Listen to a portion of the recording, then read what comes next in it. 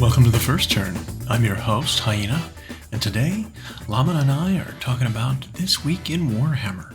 If you like what you hear, give us a like, comment, subscribe, or share, or let us know if there's something you'd like to hear us talk about. Alright, let's get to it. So, welcome to The First Turn, Saturday edition. Yep. For the first time. Second time in a while. You notice we did not record last week. Busy weekend schedule, stuff like that. So we're coming at you from Saturday. This week we've seen kind of quiet. Quiet on all fronts, kind of deal. On the newness. We're letting the new edition of AOS kind of sing a little bit. I know we've been playing quite a bit of Spearhead. Yep. That's been a lot of fun. I knocked out a whole bunch of games last weekend. I was hoping to get in and get some started this weekend, but I haven't had the time. I might do some yesterday.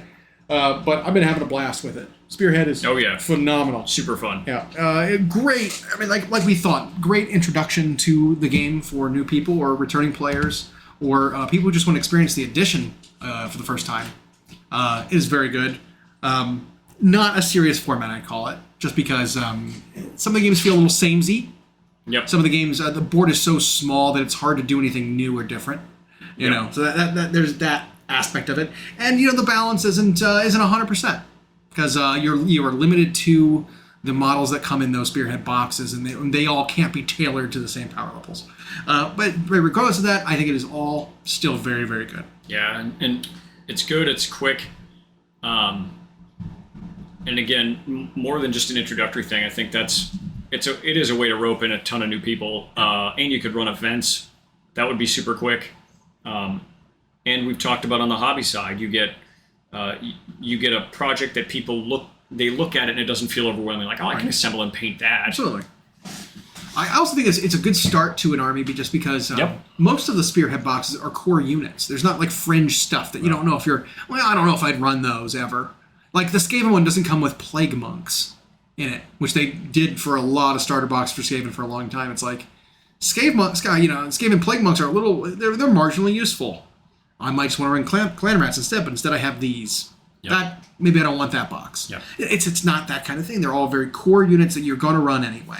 And I wouldn't even be surprised if throughout this edition they not only make some slight balance passes to them, because that'd be easy to fix. They don't have to change which models are in there. They can change what some of them do. Right. But they might even then release totally different Spearhead arrangements in a faction. Because we've already seen there's a handful of factions, I think literally 3, that have more than one. Yep. And as far as the transfer to the main game, to match play, it is a good start for an army because all of them are somewhere between the 5 and 800-ish, maybe 5 and 900 points range. Or if they're more than that, they've got a negative to their ability to play that balances them out. Yep. I'm looking at Yggdrasta's army. Yep. She can't play for half the game. So. But I mean, when you take it over to match play, then you've I've already got this many points with one box. Yeah. That's not bad. Whereas a lot of start collectings of old, like you said, were like a random thing shuffled together. Yep. Around 500 points. A good valuable start, but not. These are a little more core, and all seem to be a few more points for the buck. Which the match play games we haven't jumped into yet, as far as our local group. We have a couple of new players who we're looking to get ramped up to be familiar with the games before we start really going ham on actual match play games. I know we've got Rhino and Moose are set to play one tomorrow. Yeah. They're going to try. That'll be exciting. We know what it's like when their first attempts are with each other. Yeah. But what we did have is we had some results, and we'll just not spend a lot of time on it. They already had some big tournaments with the new edition, so I'm sure stuff will change. You have your natural overreactions to people seeing what wins and throwing a fit. Mm-hmm. But we did notice one common thing is in most lists that can play it, and that is a particular universal lore endless spells. So I think all the universal spell lores are very good. At least 70, 50% of the endless spells in each one are good. The faction ones are pretty reined in and they're pretty tame. But there's the fact that the universal lores, some of them do have 4 spells in them that are all very good, makes them an obvious choice for some armies. It was the sort of the Wind of Death themed one, which included the Purple Sun It had the Suffocating Gravetide. Is that the one? I'm trying to find the it. Gravetide Wall. It had the Malevolent Maelstrom. And the fourth one is the one that's not great, which is... wasn't the Gemnids, right? No, not that one. We'll look it up here in a second. But there's some combos of abilities and whatever that make these very solid. But the biggest inherent problem, I think, with the free endless spells is how often you can summon them, and then how durable they are and how many wounds they have, right? Because it is this edition's free summoning, right? So an army that can take advantage of a lot of spells going off just gets out ahead, right? There's just an advantage, an inherent advantage. When you're summoning 30-ish wounds of free stuff a turn, and then those can be resummoned. Yeah, it's the Morbid Conjuration. Yeah, that's the one. Lore in particular, and it's Malevolent Maelstrom, Purple Sun, Soul Snare Shackles, the Shackles. Suffocating Gravetide. Oh, the Shackles are... And I like them all. I think all four of them are solid. Well, and so what we saw was an overwhelming amount of lists that could cast them. Yeah. There wasn't a ton of list creativity. A lot of people just went with what they knew from 3 and then cut them down into regiments, because everything is more expensive now. Right. But they would take that lore because you're generating non-Warhammer models that the enemy has to kill. Right. But that can also kill them. Yeah. And then they can just recast it.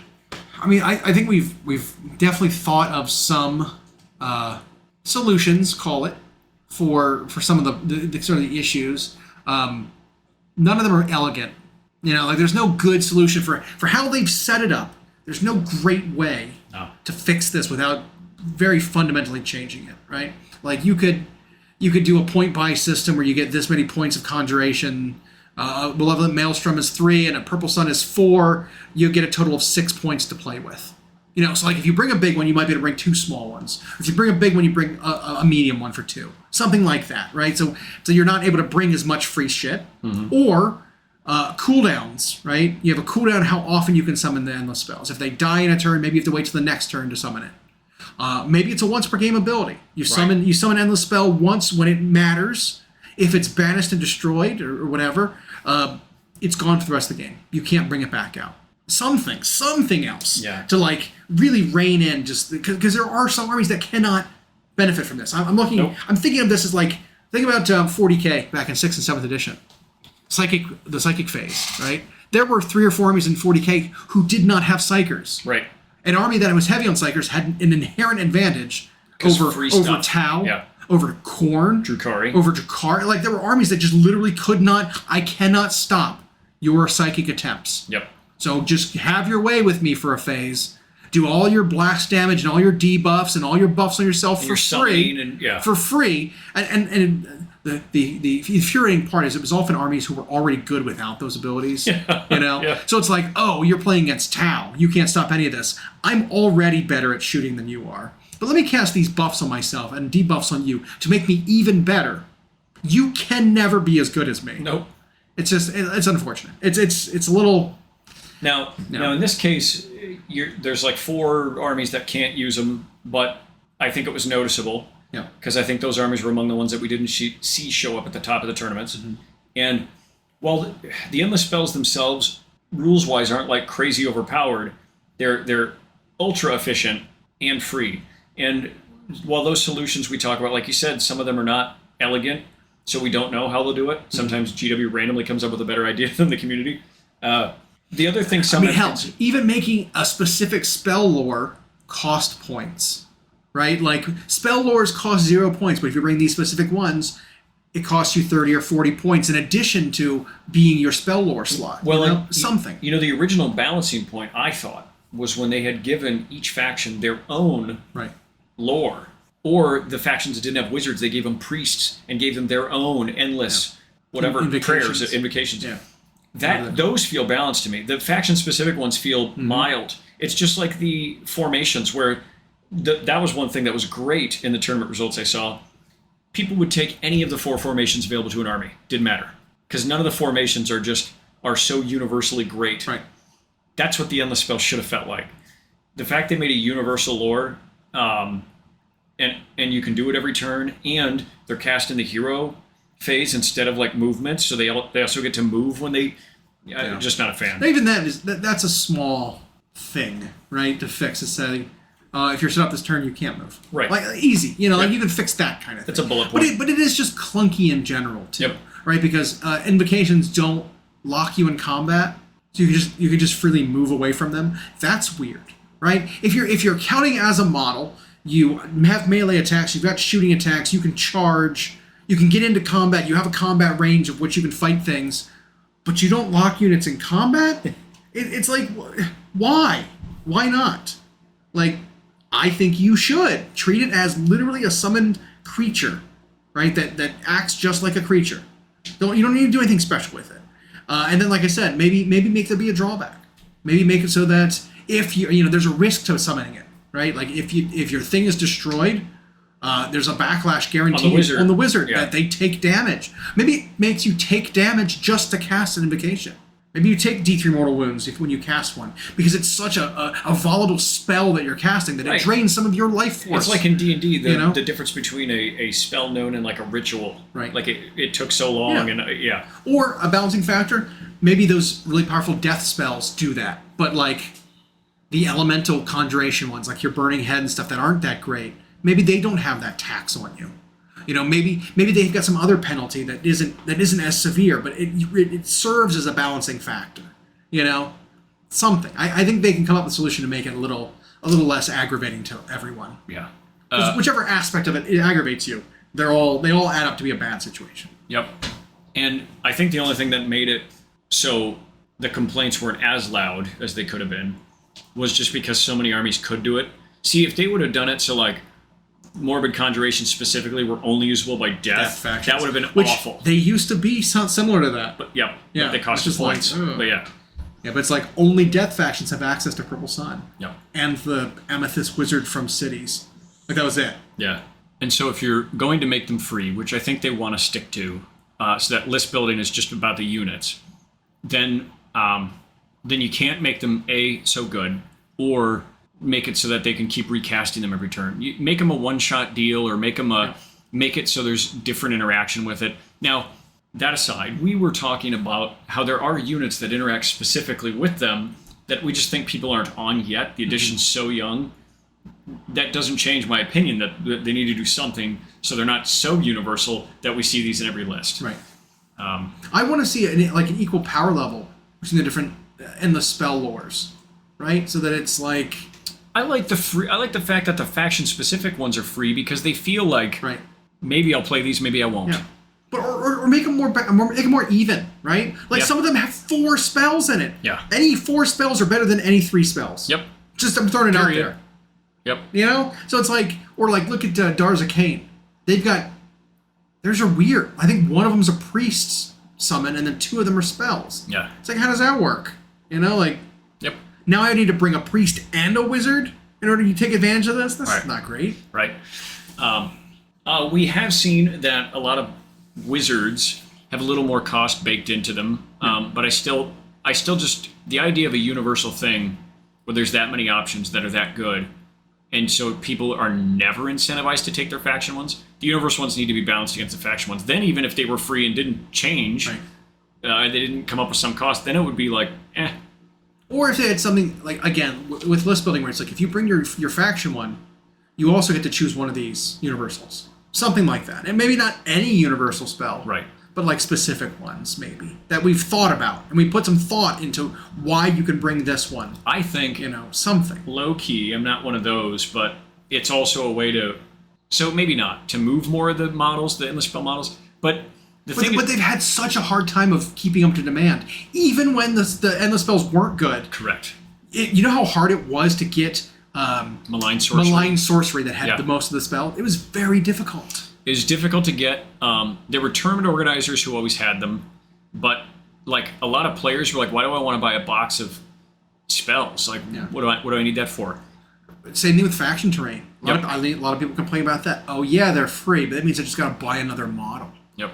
It's like, well, that's a bad mentality to have, A. But B, it's also like, I mean, you don't have to bring it if you don't want to. Or you know what?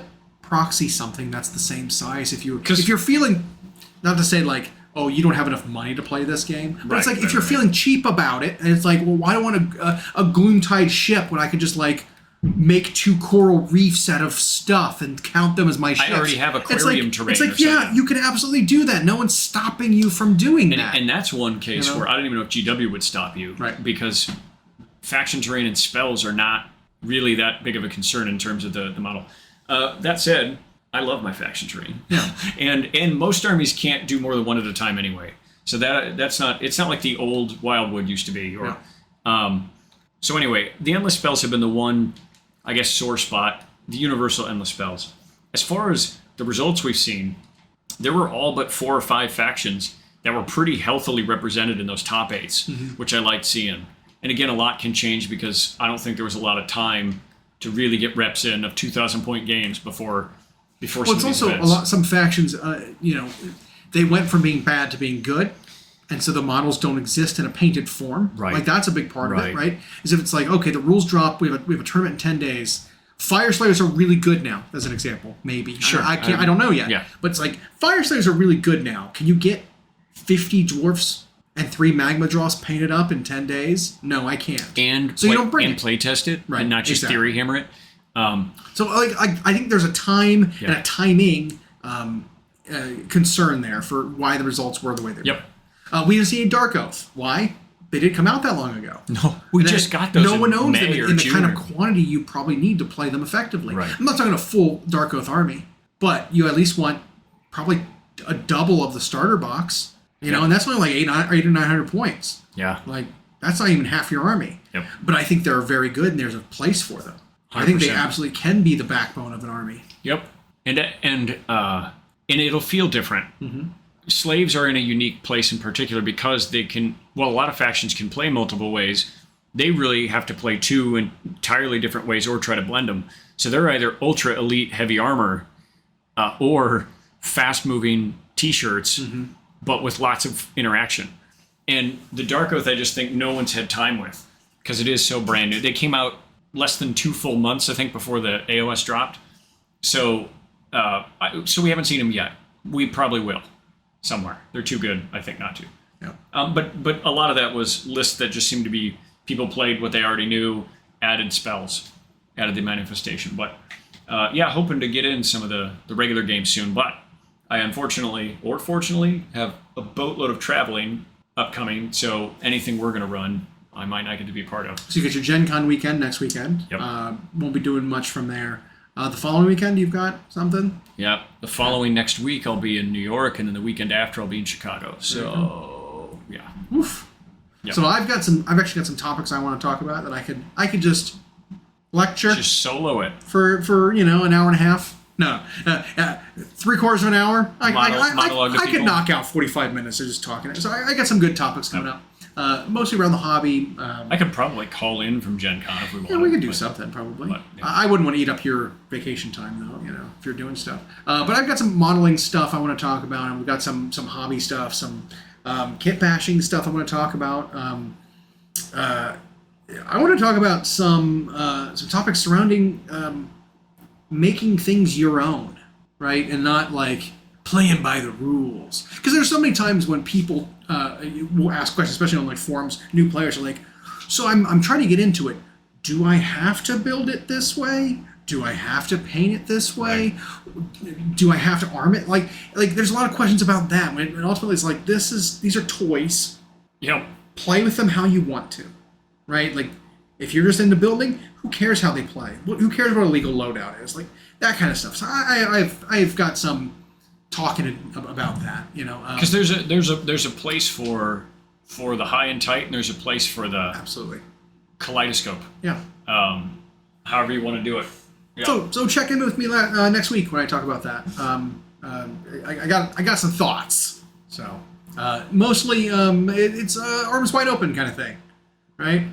I mean, go find Creed and give it a listen. And they were actually here in Iowa last weekend. Oh, they played at the one of the fairgrounds. Jones County. Jones County, because that's a pretty big one. Jones County Fair had Creed, and 3 Doors Down or oh, they just went full on. I don't know. It was something like that. Maybe not them. I call it the grunge echo era. Who's the band that does Closing Time? I don't know. Closing. Unfortunately, time. every bar now plays it. Yeah. So there were a couple bands, a couple well-known bands that were actually here, and so I know that happened. But yes, it's mostly from a place of acceptance, right? Do with your money what you want. Do with your models how you want. You own them. No one's gonna come knock down your doors and repossess them and confiscate them and tell them you're not playing with them right. Well, and some people, that's their lane. Like there are those that I'll follow on Instagram, or sometimes people bring them into the tournaments, and it's like they convert everything. They don't let a model go. I'm torn. So this is a little preview. I'm torn because some stuff looks so good out of the box I don't want to change it. Yep. Cities of Sigmar, I think is an example of an army that's like, I don't want to change a thing. These look great. Yeah. But then Stormcast are all like, I don't know if I like the handsome squidward faces. So I like my helmets to be a little less featured, right? I want them to be featureless. I like executioner helmets and full parbots. I like the smooth face masks, knights, dark visors, you can't see the eye. I like that look of a knight. Yeah, these guys are less human now. And so a lot of times when I do my Stormcast, I will head swap them, I'll weapon swap them, I'll do that kind of thing to convert them a little bit, right? They're still clearly Stormcast, but I put my touch, my spin on them just slightly, so that they're mine.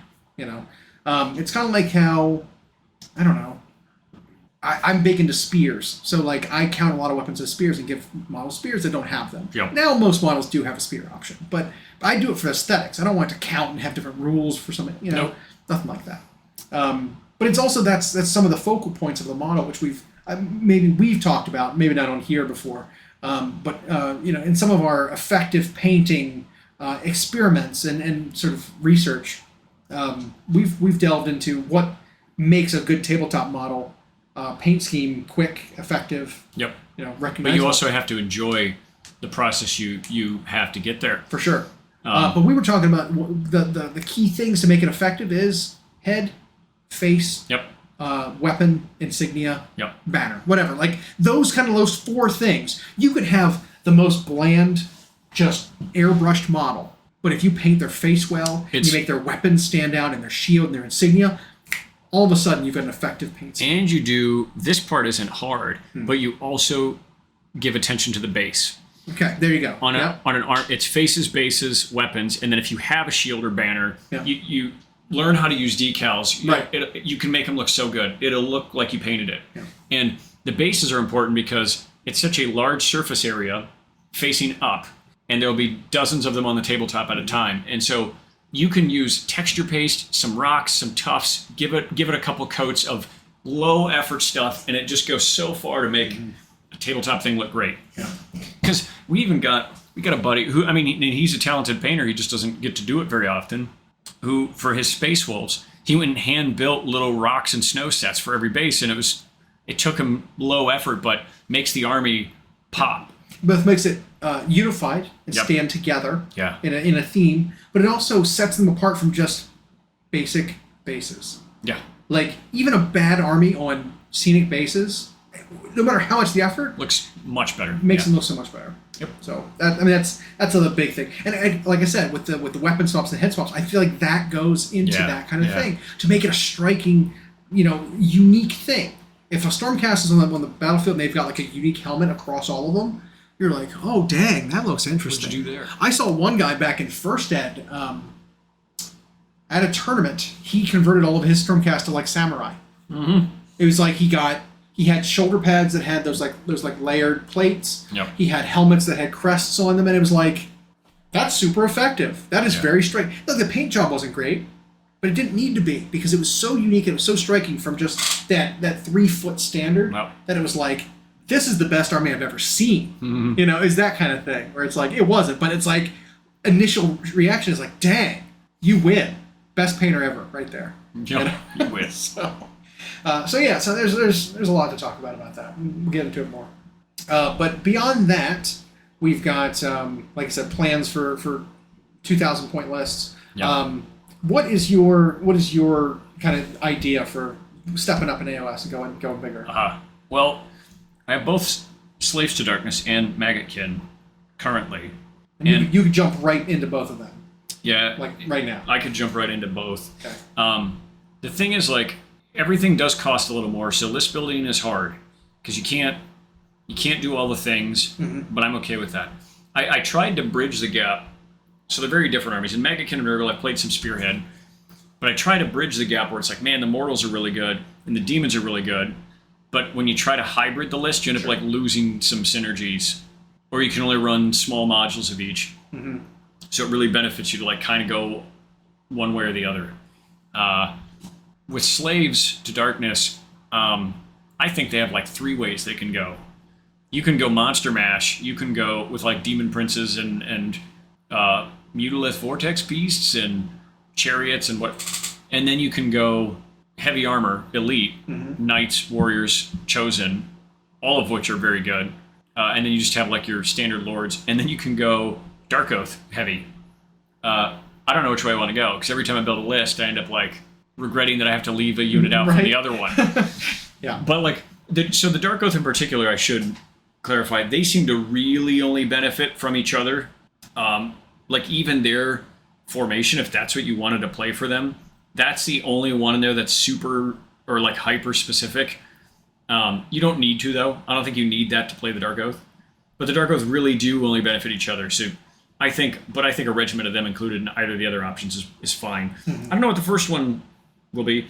I thought about a low model count one just for the ease of play, and so I actually have an Archaon list that I might try, just because I'd love to give that guy some play. I mean, he's pretty much not been played. Yeah. Well, I mean, especially with the lowering of the lethality of this edition, right? I think survivability of Archaon is massively increased. 25 wounds is a substantial health pool. It's still a bad conversion rate of points to wounds. But with how like the generic command for rallying works, anything can use rally now, even individuals. Individual models. So you can probably heal every turn on Archaon and keep them alive most of the game, which is nice. You can choose to do that. It helps your expensive models go farther. That's a big benefit. But it's like, I mean, for me, I also have Slaves, and there's so many lists I've written that it's like I don't know which one to do first. I thought about going old school and just doing my discontinued Skaven model in like a 2,000 point list first, because I think that'd be hilarious. It's like, oh, you give us new Skaven? Nah, old ones. I think would be hilarious as my like first 2,000 point game. I'm a little interested to see what happens there with that. By the way, we've got a buddy who's really gearing up to play, and he wants to get into Skaven full hard. That's a new term. Full hard.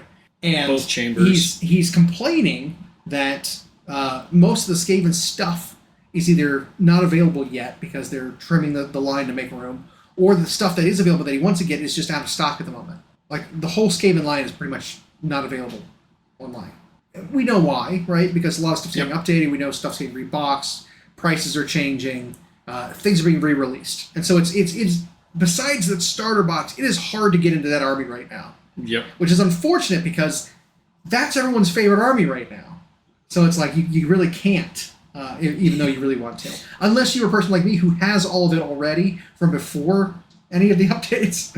So I could show up and be like, and I can flex a little bit and be like, I have all this stuff already. Oh, you want to see a full Molder army even though they're very poorly supported? I'll bring 25 Rat Ogres. I got no problem with that. 24, whatever, however much they fit. I'll bring 2 Hell Pits and 24 Rat Ogres and 2 Molder like heroes. I'll do it. Like I can go whole hog on it. But I gotta give you credit if you gave that a shot when you know so many new Skaven kits are coming.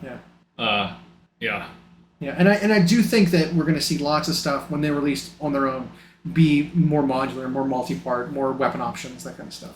And speaking of the new stuff coming for Skaven, we have seen in the Slaughter at Hell Crown battle so far. They are quite far ahead. Which I love the map. Skaven are owning it currently. They're at about 63% to 37. That's people must really want to see them Skaven. I don't think they might be metagaming it a little bit. I don't think Stormcast are overcoming that one. No. Which is fine. Tyranids, got to be shown first. People want to see the not pick poster boys.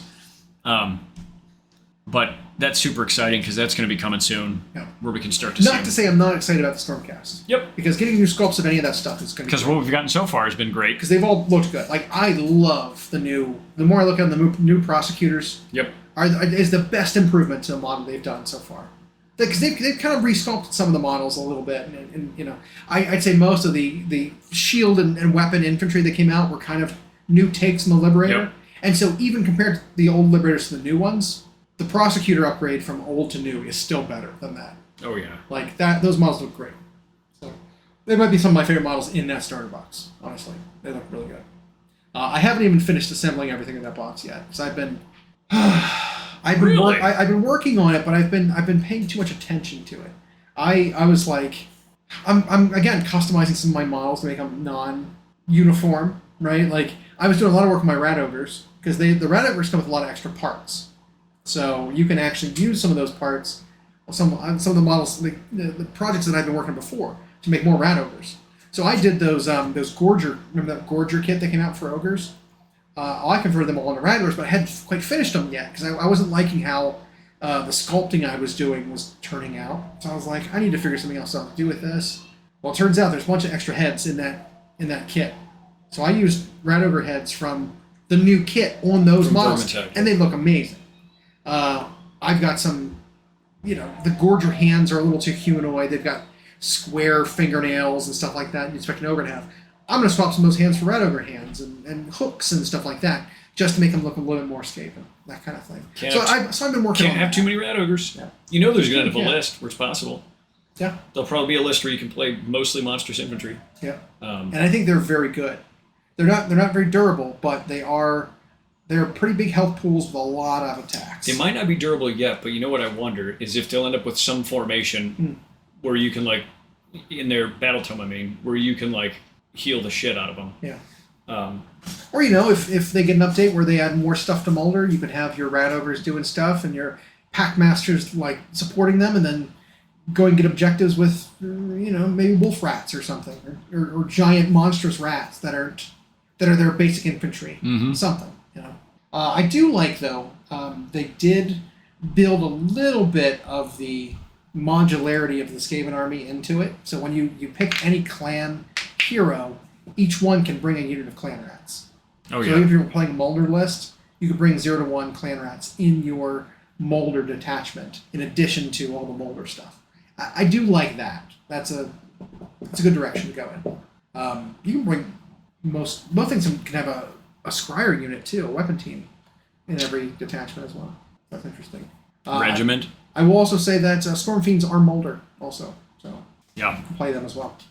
So yeah, I have a lot of ideas, too many ideas, but I can't narrow it down. And right now we have the luxury of the app being all the rules are free currently.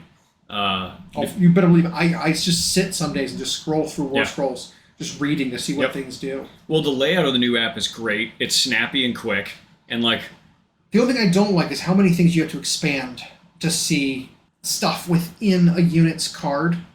Right? I don't have to expand out melee weapons every time.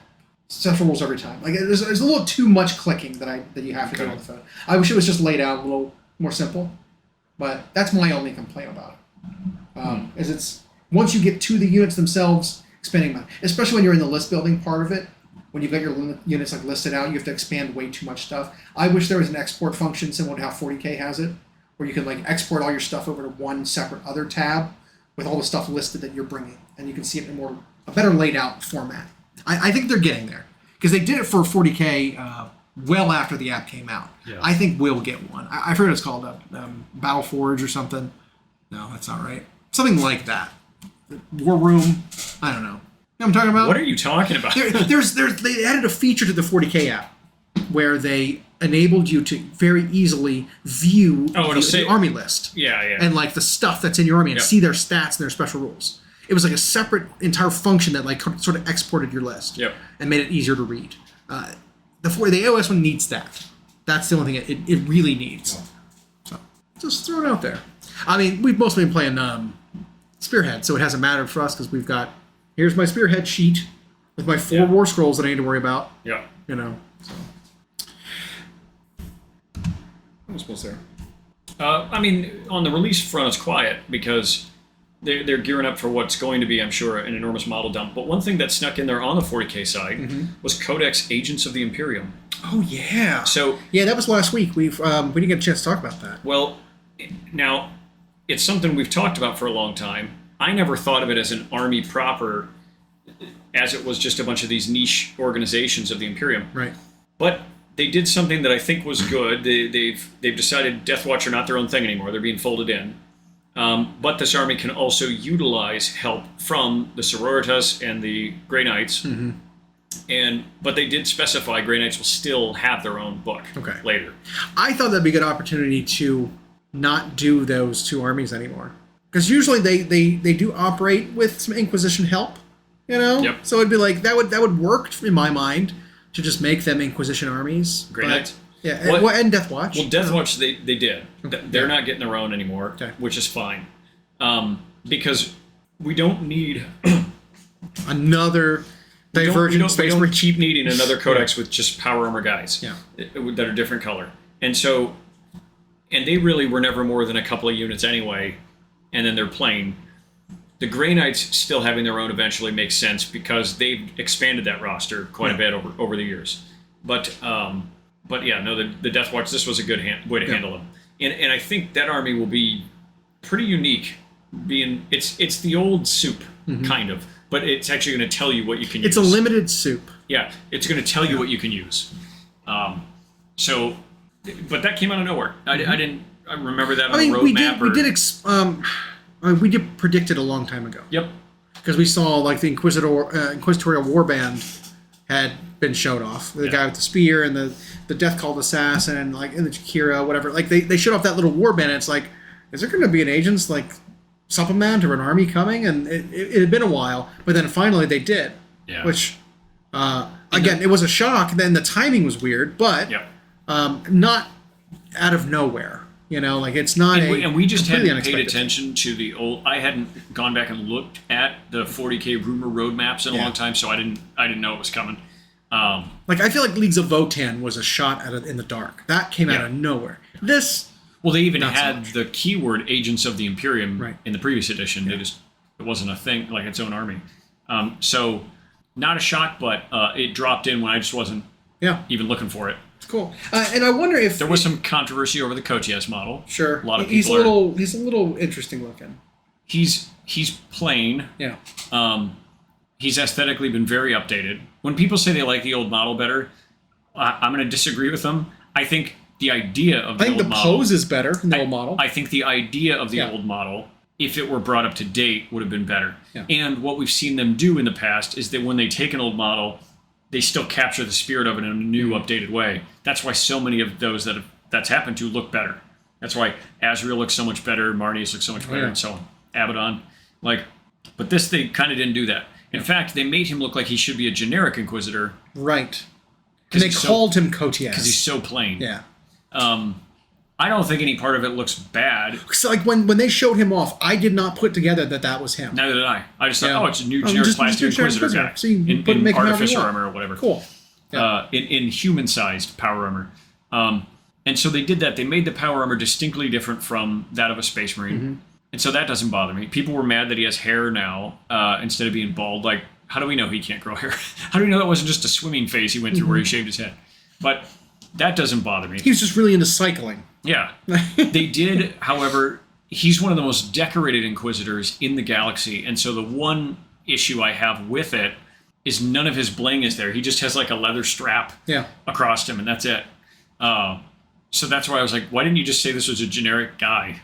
And then make a really blingy one with a retinue or something. One of your retinue kits, like you did with I had seen someone Chaplain, what's his name for the Black Templars? Yeah. Where they have a whole retinue.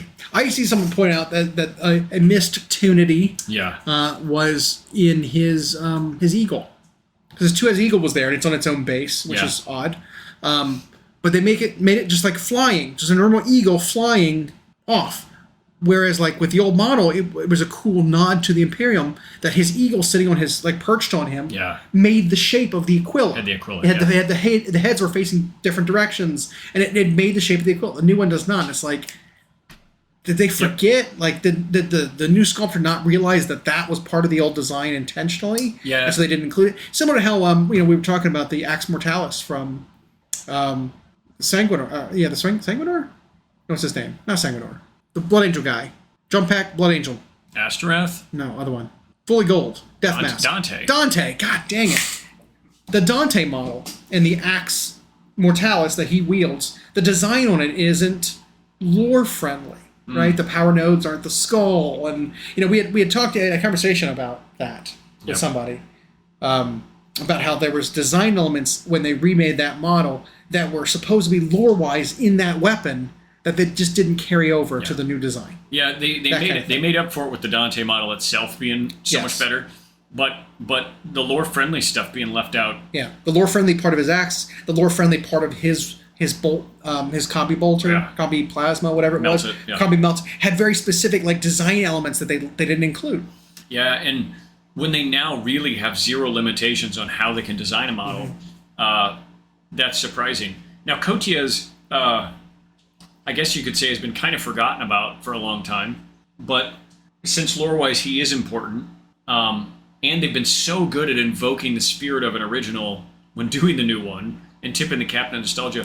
This was weird because it was like when they take a car that has a very recognizable design, but then they decide to hire an artist that doesn't know anything about cars to do a concept design for it, and so it's so radically different that... I can give you a really good example this year of that happening. Yeah. The new Corvette looks nothing like a Corvette. No, and it pisses me off. It looks like an Italian supercar. It looks like a Ferrari that they slapped a Corvette insignia on. Yeah. That's exactly... Because, I see that car driving down the street, and I'm like, dang, someone's got a Ferrari, cool. Look at it, it's like, oh wait, no, that's the new Corvette. Yeah. And it's so dumb. I'm not saying the car looks bad. I'm not saying the new model looks bad. It's just this is not what I was expecting when you said this was you called it what it was. Because the simplest thing, well, that's what made so many of their new takes on the old models great, is because you still recognized everything. Right. And they just made it scale appropriate, detail sharp, that new plastic that's just so easy to work with. And with Kotia's, it was when you go back and look at the old one now, it's he's got a weird perma-wrinkled face. Yeah. His legs are half the size of his torso. They're not the right size. But all you would have had to do is take that pose. Make his legs longer. Those ornaments. So you took off his fur cape, his lapel, and just do the correct glow up. Yeah. And people would have been thrilled. Instead, or they should have just called this generic Inquisitor, like I said, and then you'd have been okay. I just think it doesn't match is the biggest thing. Now, I think I might, out of spite then to the internet, hate Paint One, because he's human size. He's not going to give him back some of his bling. Actually, green stuff some bling on him. Yep, and just paint the heck out of that armor. Yeah. Oh, speaking of which, our group going to Gen Con next week forgot about the Gen Con General. Oh, shit. Painting competition. Right. We didn't even think about it. Gosh. We've been thinking so much about Age of Sigmar. We've been thinking about next year's Golden Demon. And then, didn't even think about it. And so on Monday, Moose and I were just a week ago from today, when people are hearing this, we just started jamming on stuff we've got that's already almost done. Oh, man. That's... Whoops. Yep. What is it? What do you have that's almost ready to go? I have, the Creature Caster Orca the Forge. Which fix him up? Yeah, because I had done his face and stuff real good, but then turboed through the rest of it in 2 hours under the stairs. Yep. But it's well, I can make that look a lot better, because the thing with that painting competition, it's not as prestigious as some others. There's not really cash prizes, but some of the companies sponsor prize products. Iwata does stuff and Creature Caster does stuff. And so if you have the best in show of their thing, they might give you this extra prize. Right. And that prize is often better than getting gold. It's pretty good in the category. And we have something with the first turn folks. We have a bit of a streak going. Yeah. We have one best in show Creature Caster 2 years in a row. Someone from our group. So Moose and I were we at least have to go for that. Yeah. So we're both working on. I would be a little nervous going for Creature Caster with such a small model, because Creature Caster models are usually large, impressive, enormous, crazy amount of detail. Lovecraftian. And so I wonder if you go to that case and there's three bigs and you're a little orc, if the judges are even gonna say, oh well, let's even look at this tiny model closely, right? Because it's not the same. It's not the grandiose scale of the other models. So, like, can this win? In a Golden Demon, absolutely it could win. Yep. But in a Gen Con General or even Resin Beast, a Best in Show on such a small model, I don't know. So I think it's a little bit of a risk because it's again we've talked about this before with painting competitions. Is you got to know the criteria, you got to know the judges and what they're looking for, and this one's just kind of a mystery. We don't know. Yep. None of the big figures that I own are even assembled. Okay. And then Titan the body? No. Okay. Nope, not assembled. One of his heads has been cleaned, and I got some base coats on it. We also had the idea of doing like a bust where you chop up one of those big models and not paint the whole thing, and just have like an artistic take on one of those creature caster models. I own the incestuous like serpents, the like couple with the. I have that assembled somewhere, but even then, like starting that now, there's no way. And then he was in the same boat. He doesn't have a big one that's even close to done, and the one he did have is the one he took and won with last year. So, that's a Dragon Ogre? Yeah. Yeah. So it would be, and Kaylee won it the year before. She has a ton of them painted up, but she's not going this year. So this is our shot. We have to hope people just aren't on the creature caster train for this one. But it's our own fault. I have a couple discontinued ones that are assembled and cleaned. Do you want one of them to start now? I have the Plague Angel, but they didn't like it. I know. So it's just this was our fault. We just were not prepared for it. We forgot entirely about it. Yeah. So we'll see. Gen Con should be fun though. It always is. Downtown Indy's always fun in the summer. Yep. Be the first chance for some of us to get our hands on the D&D Player's Handbook. Yeah, because they're doing a new edition of that, and that's something to talk about, right? Is I was so out of the loop on this, and I'm still not quite sure what it is, right? Because the big hype of D&D recently has been the success of Baldur's Gate 3. Yeah. That game is huge. Well, not true, but D&D in the sense that it encapsulates the entire core rulebook, because there are aspects of it that they did not represent in their game. Nope. There are spells that left out. Stuff's got to be there are different. abilities, there are actions that they had to cut that didn't fit, right? Like you can't fly and remain flying. You fly in that game is a glorified jump. Yeah. Right? Stuff like that.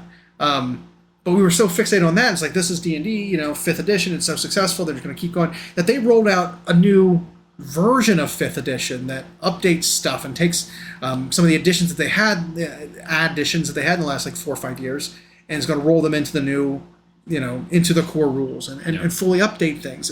And so while it's not a full edition, it's not 6th edition, we call it a half edition, right? It's a 5.5. Yep. It's similar to 3 and 3.5. It's different enough. Right. A lot of it is rebalancing, and all the classes so far. I mean, you can listen to Dracoya's podcast where she talks about some of the controversy surrounding the art choices that the art's weird. The art is bizarre. Almost to the point where it feels like AI. It's so strange. It's AI. It's like forced inclusivity and all the stuff that's just weird. Yeah. But that aside, the game is the game. Mm-hmm. And what I've read from the character class changes, it all looks really good. Okay. Now, I haven't anyway, been that interested in D&D the last few years. And it's hard for me to stay motivated in it. I think the idea of the fantasy worlds gets me more than the gameplay itself. Right. But still going to try to get my hands on a new one because they're doing a cool lottery type system at the Gen Con for it.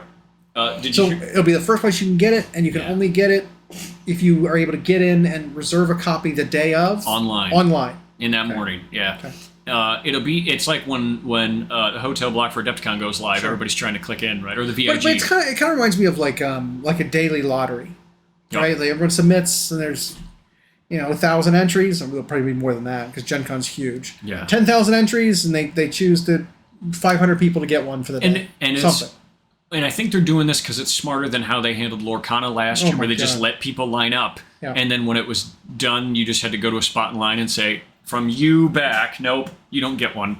That and the people who stole pallets of stuff. But so this, I think, is a better way to do it, right? Where it's still only the people who are there get to do it. You get in that morning online, you try to get it. You can reserve one per person, but you get 3 days to do it. So I'll try to get something each day and then see if I can bring some back for everybody.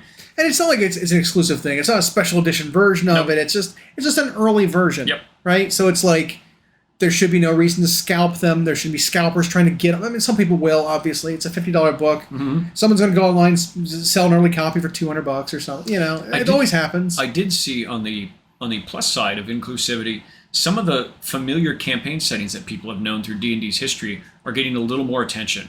And so they kind of did that in this 5e where they brought back Planescape. Yep. They brought back Dragonlance. But they were minor. It was like a single book release thing. That's it.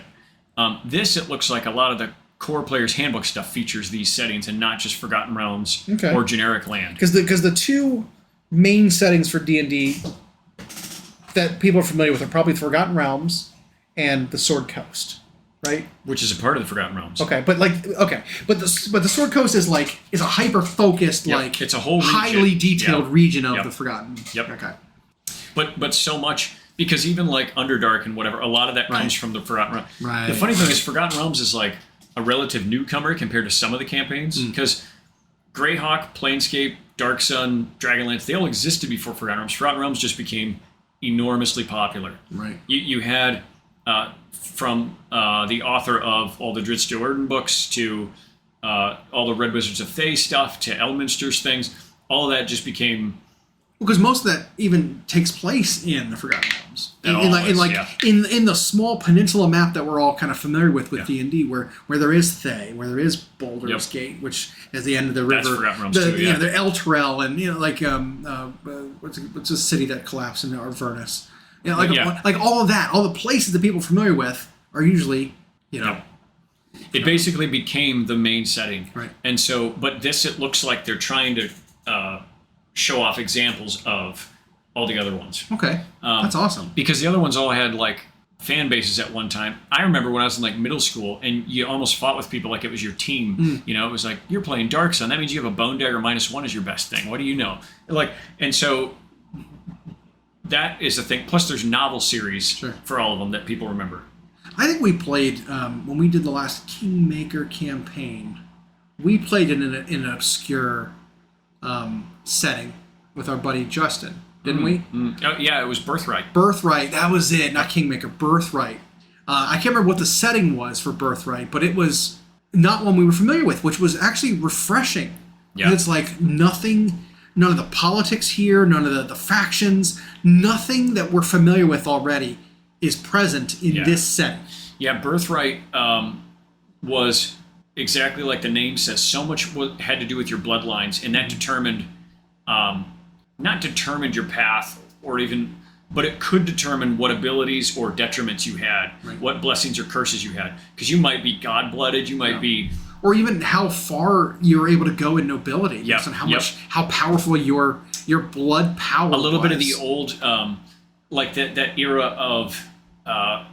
what is today the United Kingdom, where England was a mess, and there was no one who really had a claim to the throne, but so many places were fighting for it. It's like that. Yeah. And so your noble house and your family meant a lot to it. And that setting was neat, and it existed in Second Ed, or AD&D, as it was called, and then it just wasn't supported outside of Fan. He loved that setting. It was one of his favorites. And that campaign ended up pretty fun. Yeah.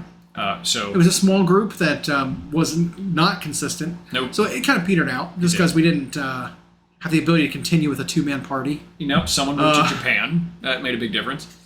But and I don't get as into playing it online. Like people will play with each other over Skype. Or it's not the same. It really isn't. I like the social aspect of it in person. I like showing up and having a little potluck. Yep. Like hanging out with people, getting sidetracked and talking about stuff. Yep.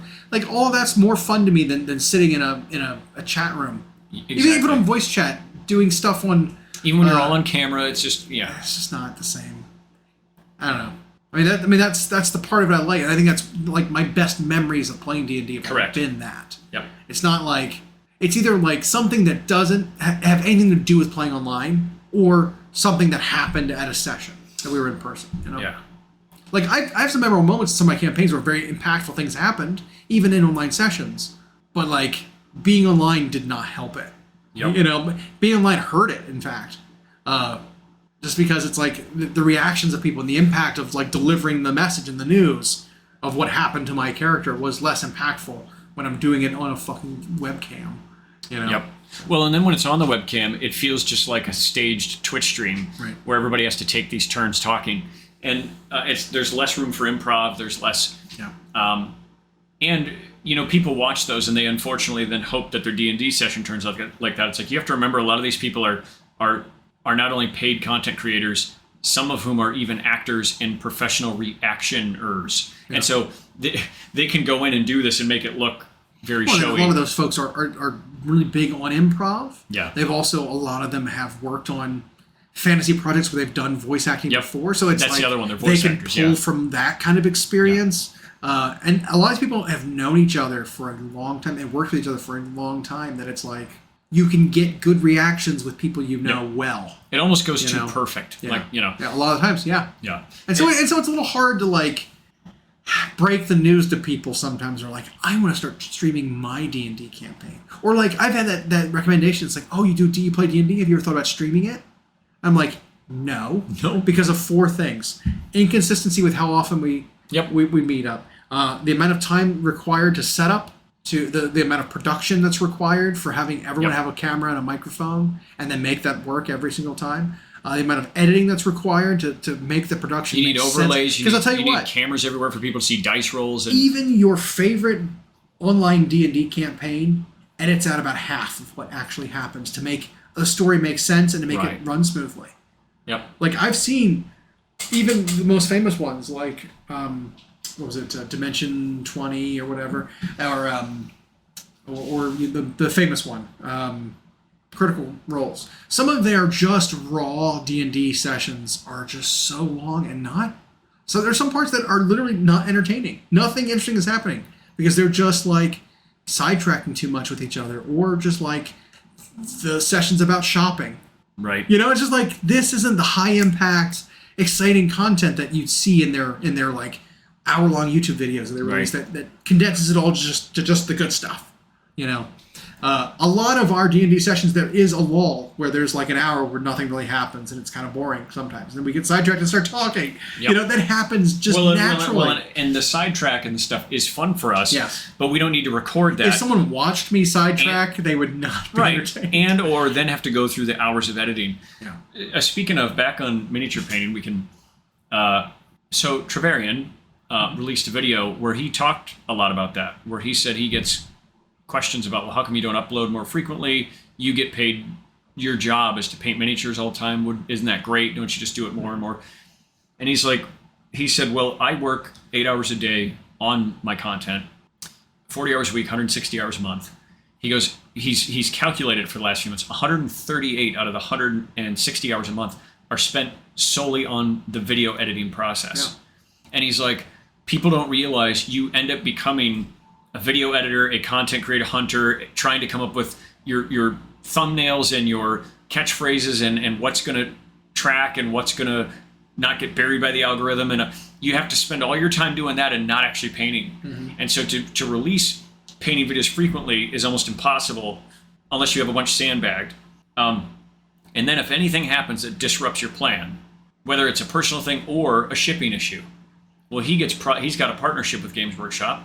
If they want to send him a new Necromunda set that's not coming out for 2 months, but they want to send it to him early, well, they use UPS and in Europe and North America.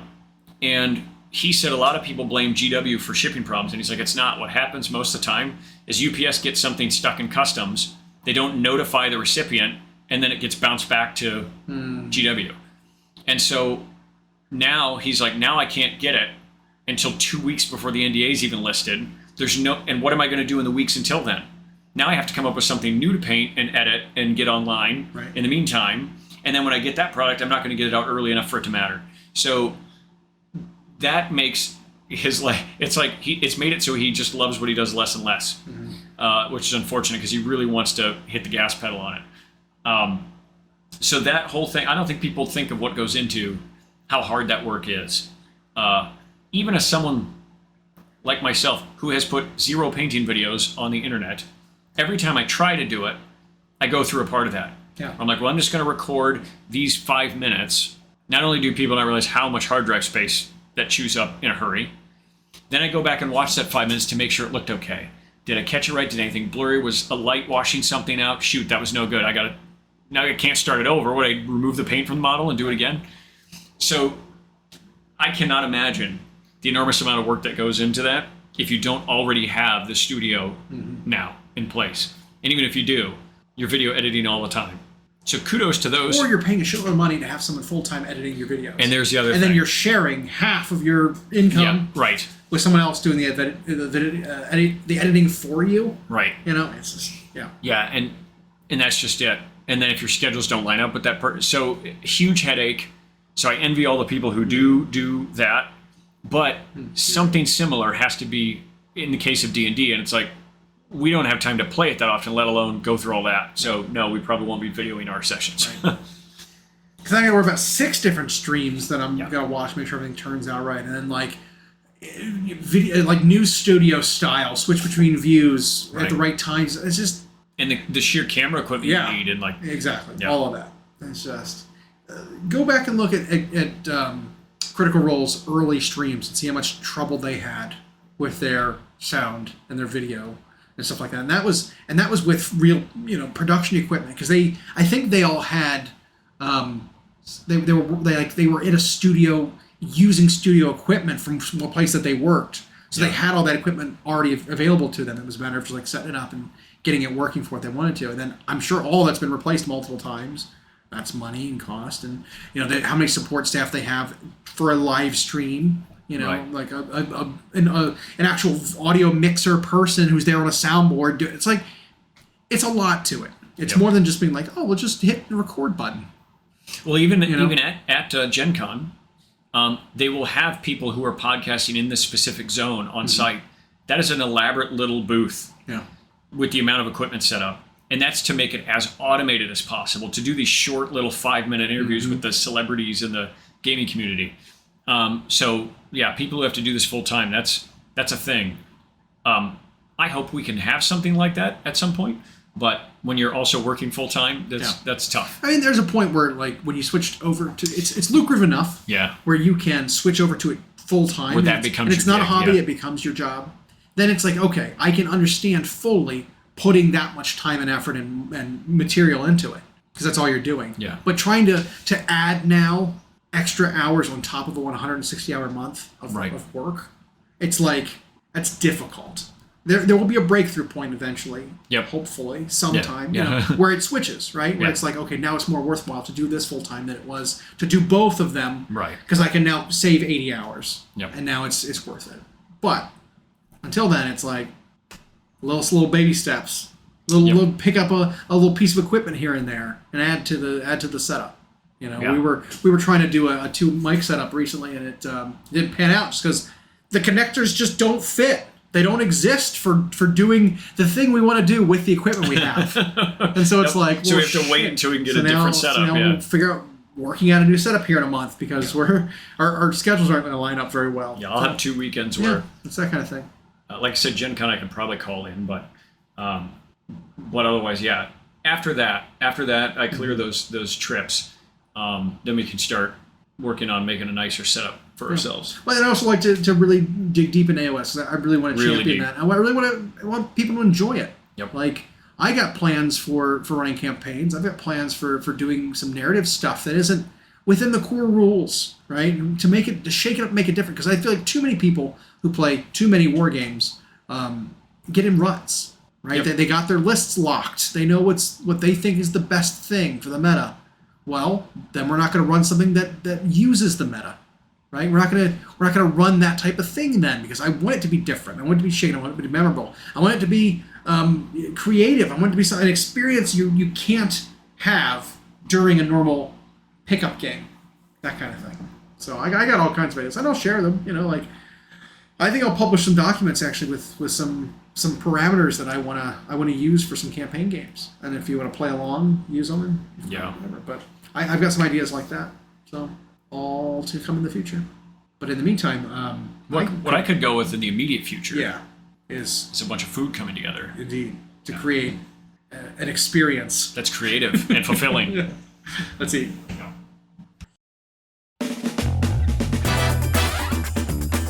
Thanks for joining. We hope you enjoyed.